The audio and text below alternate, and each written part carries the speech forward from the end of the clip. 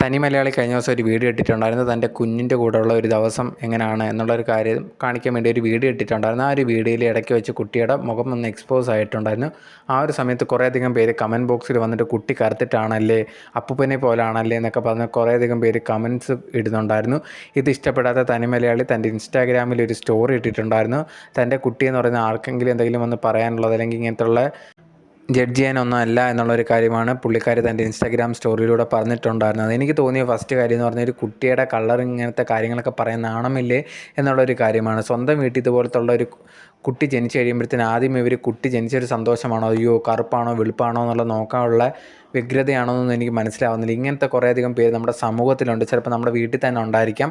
അവരെയൊക്കെ maximum avoid ചെയ്യുക എന്നുള്ളൊരു കാര്യമാണ്. ചിലപ്പോൾ അവരെ മാറ്റാൻ പറ്റിയെന്ന് വരത്തില്ല. മൂത്തവരാണ്, നമ്മളെക്കാട്ടി പ്രായത്തിന് മൂത്തവരൊക്കെയാണ്, ഇനി അവരെ മാറ്റാനൊന്നും പറ്റത്തില്ല. അവരെ മാക്സിമം ഒഴിവാക്കാൻ ശ്രമിക്കുക. ഇങ്ങനെ കുറേയധികം പേര് സമൂഹത്തിലും ഉണ്ട്. ആ ഒരു വീഡിയോയുടെ കമൻറ്റ് ബോക്സിൽ ഇത് പറഞ്ഞപ്പോൾ സമയത്ത് കുറേയധികം പേര് സപ്പോർട്ട് ചെയ്ത് വന്നിട്ടുണ്ടായിരുന്നു, കുറേയധികം പേര് എതിർത്ത് വന്നിട്ടുണ്ടായിരുന്നു. ആ സപ്പോർട്ട് ചെയ്തവരൊക്കെ കാണുമ്പോൾ പുച്ഛമാണ് തോന്നുന്നത്. ഇങ്ങനെയൊക്കെ പറയാൻ നാണമില്ലേ എന്നുള്ളൊരു കാര്യം. ഒരു കുട്ടി ഇങ്ങനത്തുള്ള കളർ വെച്ചൊക്കെ ജഡ്ജ് ചെയ്യുക, അത് വന്ന് കമൻറ്റ് ബോക്സിൽ ഇടുക, നാണമില്ലേ എന്നുള്ളൊരു കാര്യമാണ് ചോദിക്കുക മെയിനായിട്ടുള്ളത്.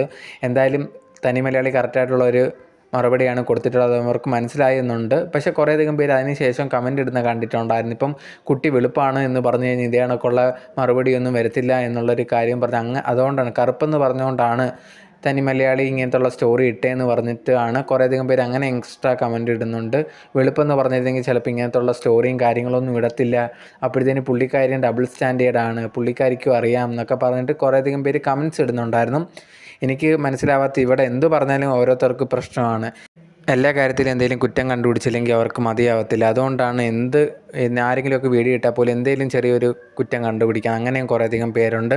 അവരാണ് ഈ ഒരു ഓരോരുത്തരെ കമൻറ്റ് ബോക്സിൽ വന്നിങ്ങനെ പറയുന്നത്. എന്തായാലും ആ ഒരു മറുപടി കൊടുത്തത് കറക്റ്റായിട്ടുണ്ട്.